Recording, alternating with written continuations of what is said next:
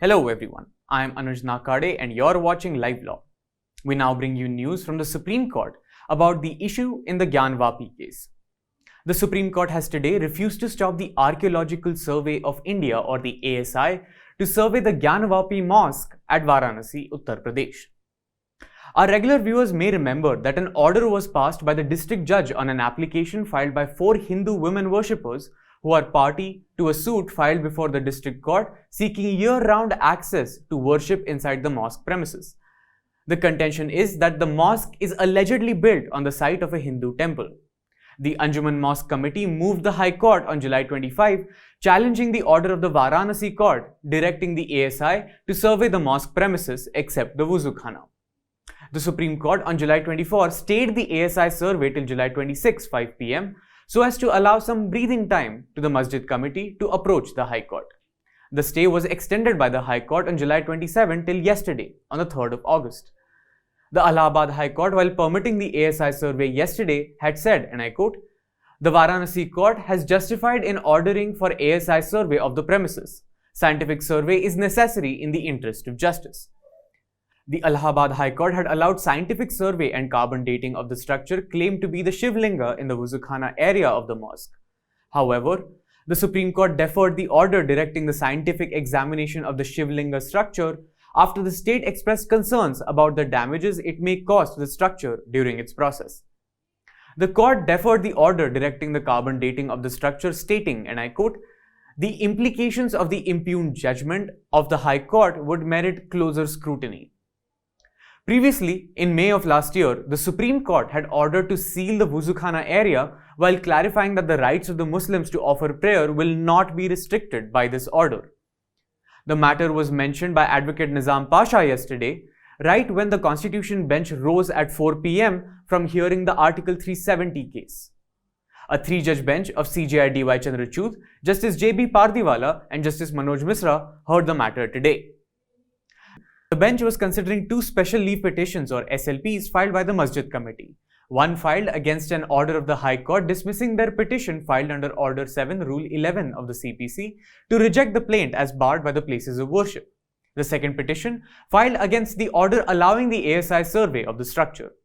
On the SLP in respect to the Order 7 Rule 11 issue, the bench issued notice to the Hindu plaintiffs and posted the matter for a later date. The second SLP was disposed of in terms of the directions recording the undertakings of the ASI. The moment the matter was taken up, the CJI told senior advocate Huzaifa Ahmadi, the counsel appearing for the Masjid Committee, that the High Court took on record the ASI's affidavit that no excavation is being carried out.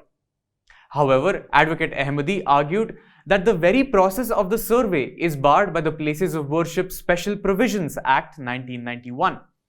He said, and I quote, "By ordering the survey and by going back in the history as to what happened 500 years ago, are you not violating the Places of Worship Act?"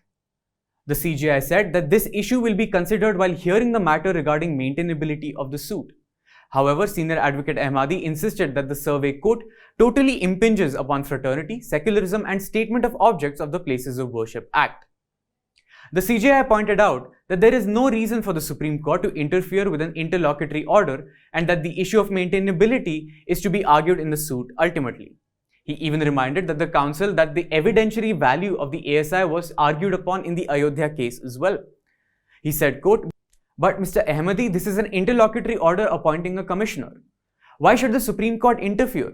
We will keep open all issues regarding maintainability, objections to commission evidence. Even in the Ayodhya case, a great deal of argument was made on evidentiary value of the ASI survey. These are issues to be addressed at final hearings as to what the evidentiary value of the survey is. We will safeguard the structure." However, Senior Advocate Ahmadi submitted that if a case is made that the suit is not maintainable, then the question of survey does not arise. He said, and I quote, "I am saying don't have a survey when there are serious doubts on the maintainability." The CJI, however, said that the power of a civil court to pass ad interim orders is not barred merely because the maintainability is in question, and pointed out that 2 courts have held in favor of the suit's maintainability. He, however, reassured him that the concerns of the petitioners will be safeguarded by protecting the structure of the mosque. The Solicitor General of India, appearing for the state of Uttar Pradesh, undertook that the excavation will not be carried out and the ASI will follow the stand taken before the High Court, where they submitted an affidavit stating the same. However, Senior Advocate Ahmadi insisted on staying the survey. He said, and I quote, "These are sly methods. The process is such that you are reopening the wounds of the past. When you start a survey, you are unraveling the wounds of the past. And it is the very same thing the Places of Worship Act seeks to prohibit." Considering the apprehension of the petitioners towards the survey, Justice Pardhiwala suggested the report of ASI be submitted in a sealed cover. He said, and I quote, "Consider it from a different angle. Your principal argument is why undertake the survey when the suit's maintainability is questioned.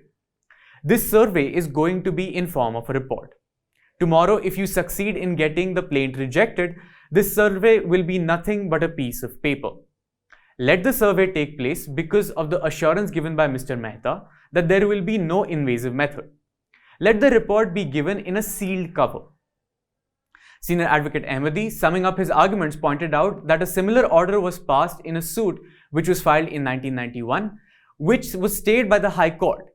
He also said that there was an earlier order passed by the Supreme Court to maintain status quo with respect to the structure in the order.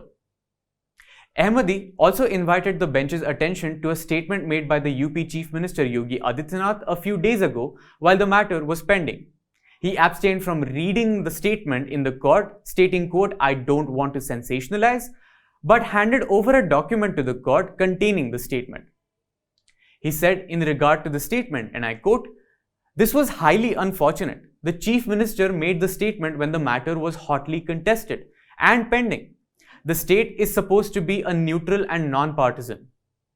Senior Advocate Madhavi Diwan appeared for the plaintiffs in the suit and said that the ASI survey is a process of taking expert evidence which will be beneficial to all parties. She said that the plaintiffs have sought for reliefs to worship the visible and invisible deities in the structure.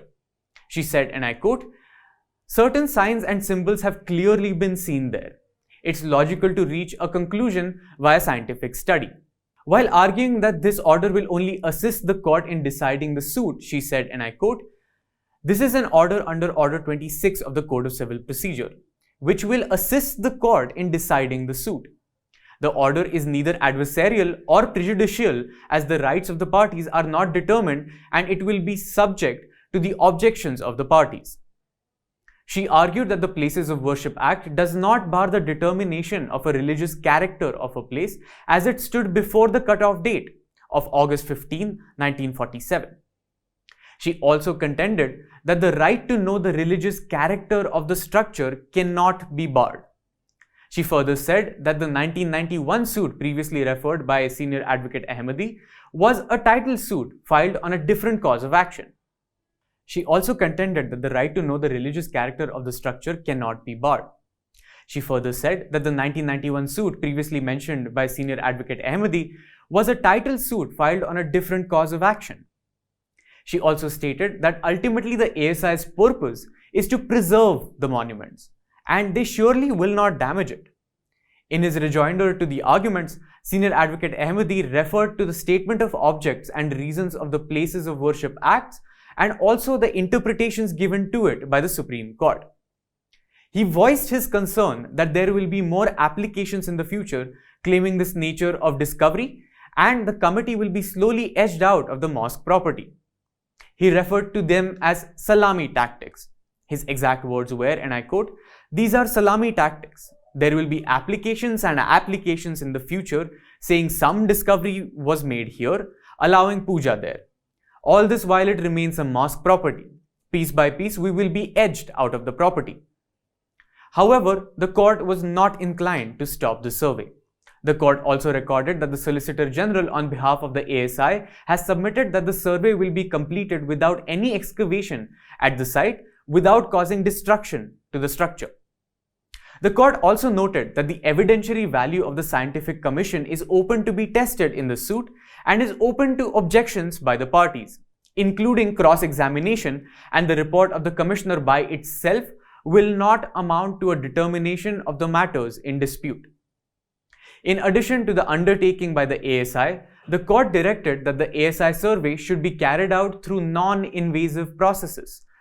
The report, which will be prepared by the ASI, shall be remitted to the trial court and shall thereafter abide by the directions which will be passed by the district judge.